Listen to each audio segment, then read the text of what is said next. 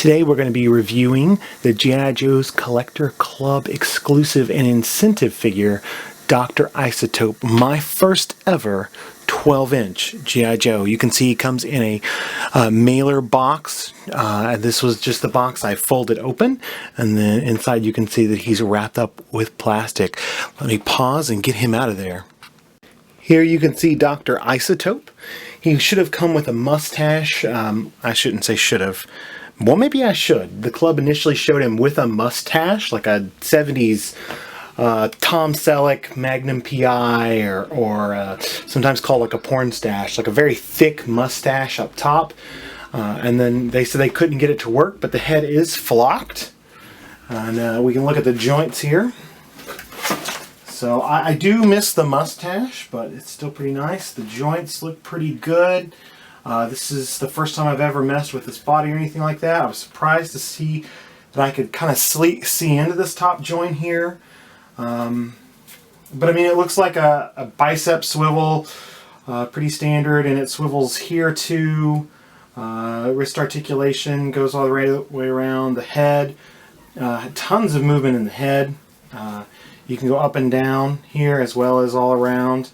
The flocking feels nice. Reminds me of I think the only Masters of the Universe figure I had as a kid was Moss Man. Reminds me of him. Just that texture. You can see some gaps in between the fingers, but it's not like the fingers are articulated or anything. Same movement over here. You can see some knee joints, ankle joints. You can see he's wearing just a small little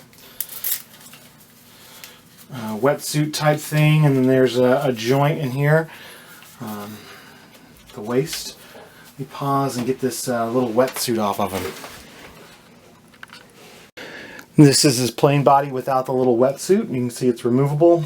He's got a lower torso joint, like ab crunch motion here, and you can see the balls here at his hip as well. And you can see that there is some sculpting here, not a lot of detail. Definitely something that normally you'd pose with a lot of clothes on. So this way, you know, he's a naked, not very well formed or sculpted dude. But there you have it. I'm going to put him on the rotation. I don't know how steady he will be. We're going to try to give you a 360 spin of this guy so you can see all the way around him. Oh, look at that. He did not spin very well. Maybe if I set him down, he'll spin a little bit more. Let's do the, what is the new way you're supposed to say that is crisscross applesauce, right? You're not supposed to call it Indian style anymore. So there you go, spinning around there. We've got his little Dr. Isotope outfit here with an atom. Looks like we got 3 electrons there, so that would also mean 3 protons. So anybody remember what that is? Alright, let's pause, and then let's go and try him with his shirt on, glow in the dark. Actually, let's try naked glow in the dark first. Alright, now we see him naked in the glow in the dark form here. It's definitely obvious that some parts of him glow better than others. This is this is just a little black light. I couldn't find my Pirates of the Caribbean one, so I've got one that is a Scooby-Doo one from a Happy Meal. It might not work the best either. That might be part of the issue. But you can see that he glows up. He retains his glow decently. It isn't perfectly dark in this room, so that might also be part of the problem. There's a little light leaking in through a crack in the window. Little light leaking over from the laptop, but for the most part we can see this guy is glow in the dark. Always nice. I love glow in the dark, and this was the year that I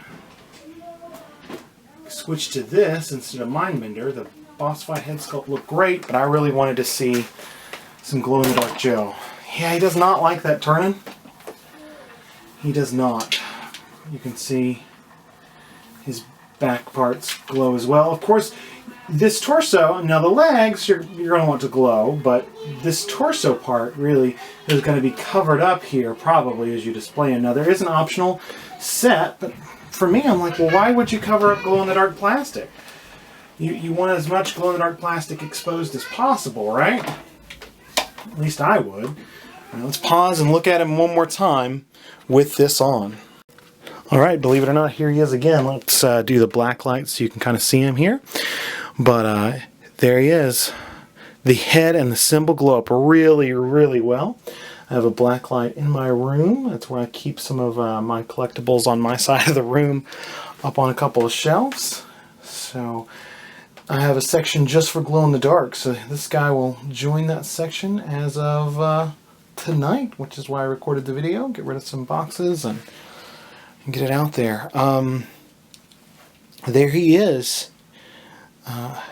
Dr. Isotope. He is the 12-inch figure. You've already got him if you chose him. If there's usually some available on the club store. So what you can do is, if you like this version, you can go and buy this off of the G.I. Joe Collectors Club store. And if you want to get the additional accessory pack, cool deal. I'm not used to this at all. Not used to the glow-in-the-dark or the 12-inch in Joe form. So I have one other glow-in-the-dark Joe, which is a heavy water, but that's definitely not 12-inch, and it's definitely not like this. Very cool. Body, I guess, I noticed the joints a lot more than I thought I would. Definitely not as much articulation as in comparison to 4-inch scale as there used to be. You know, they've actually now managed to cram a lot of these things into Joe scale, like the Joe I know, the 4-inch scale. But you gotta respect where you come from, right? I really do want to take some green stuff and sculpt that mustache back just to have it. But he looks pretty cool. I dig it. The arms look a little skinny to me, but I think with clothing it would look just fine. So it's hard for me to give you a review on just like the standard body or anything like that. I don't have really anything to compare it to.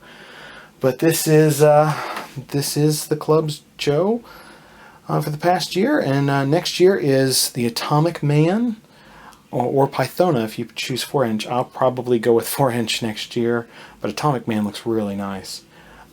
Looks really good. Really dig it. If I had to give it a score, let's see. I don't have to, but I guess I can. I'd say it's a 9 out of 10.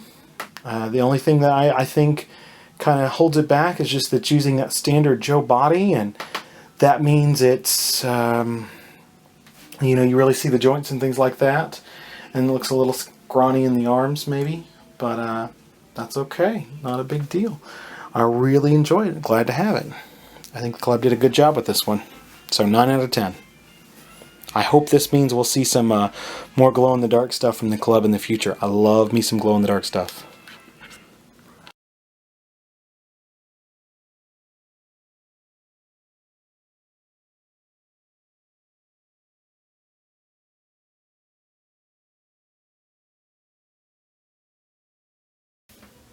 Hey guys, thanks for watching the Nerd Ratio video. As you probably know, you can head over to nerdratio.com and find our podcast, written things, and more, like trivia images, links to all kinds of galleries, and links to awesome other friend sites of ours that will give you even more hours of entertainment. And certainly our podcast is available on iTunes and Stitcher, just Nerd Ratio. And that reminds me, my co-anchor Tom told me something very important recently I'd like to pass along to you. He told me about swag bucks. I know, I thought it was a scam too. I'll admit it. I was like, what? I'm like, But Tom looked at me, he said, dude, I make 75 bucks. Here's what I get a month, and it's not a scam. Give it a try. So I gave it a try, and it was really good. So if you want to make some nerd money and get some purchases for Amazon, gift cards, PayPal, cash, things like that, and help us out at no cost to you, email us at nerdratio@gmail.com and we can send you an invite. Once we send you that invite, what will happen is you'll just plug in, you'll have to fill out a few things and you'll get some points already, and then if you got an open browser somewhere, if you've got a smartphone that you want to have on the side and just run some videos on, just like that extra window in your browser, it'll add up over time, and if we've invited you, we get a bonus for what you earn. It doesn't cut into your stuff at all, but for every 10 points you earn, we earn a point. I'm getting ready to make some of my first purchases with it. I've been saving up for some stuff, but we would love to use these points as ways to get not only stuff to video review, but more quality software and equipment and do things like that so we can improve. But it's an easy way to help yourself get more nerd money, more fun money, and help Nerd Ratio too. So email us at nerdratio@gmail.com if you would like an invite to Swagbox. Easy, easy, easy nerd money. Thanks again, guys. Have a good one.